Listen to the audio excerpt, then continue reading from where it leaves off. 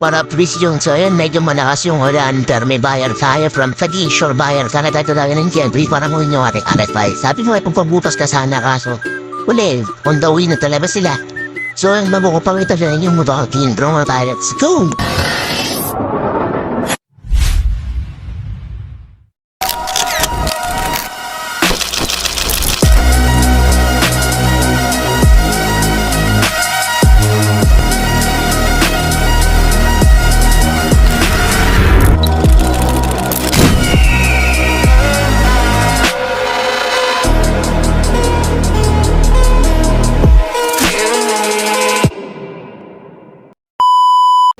So guys, ito nga pala yung motor ko na RFI. Nakita niyo naman gano'ng kaangas yan. So yun, medyo malabo lang yung pag-video natin. Siyempre gabi. So wait naman guys, gano'ng kaangas talaga. Naka-flat seat na siya. Siyempre kasama na rin yung staff seat itong binigay natin sa kanila.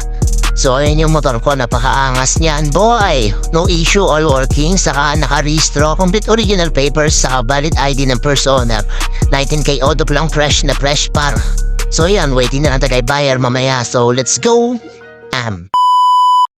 So ayun, sa mga oras na to at nabida na kami ni Bossing dito sa kanto ng village namin sa 7-Eleven Tropical Village, Barangay San Francisco, General Trias, Cavite. So ayun, tinry niya kaagad yung mga ilaw at tinry niya rin paringgan kung tahimik nga ba talaga yung makina. Siyempre tahimik naman yan at siyempre honest naman tayo sa mga bayad natin. So yan, sabi nga, boss, pwede bang mawita yung papel? Siyempre pinakita ko rin naman sa kanya yung papel. At siyempre para sure na sure, chinek niya rin ng maigi.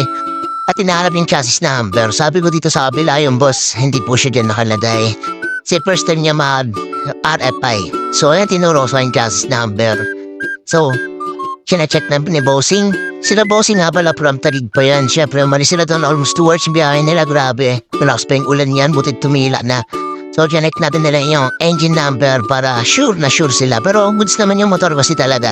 Kasi sa first owner ko talaga siya nakuha. At sabi ni Bossing, try niya. Sige, sabi ko, sige, try mo lang nang i-try. Anlipigan naman yung motor goods na goods yan. Siyempre, naninibago siya kasi from, NMAX, tapos PCX, tapos ayan, nag-rider FI siya. So, tinry na ni Bossing. After niya, ang kampante naman talaga siya at nahatol niya ng maigi. At wala namang problema ang nangyari. So, ayan, pabalik na si Bossing dito. Siyempre, tatingnan natin kung gusto niya yung motor. So, ayan.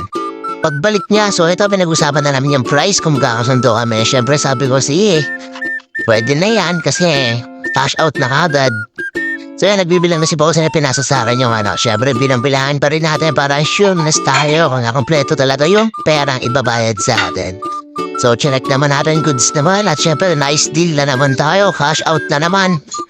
Bounce to Taguig naman from General Trias, Cavite.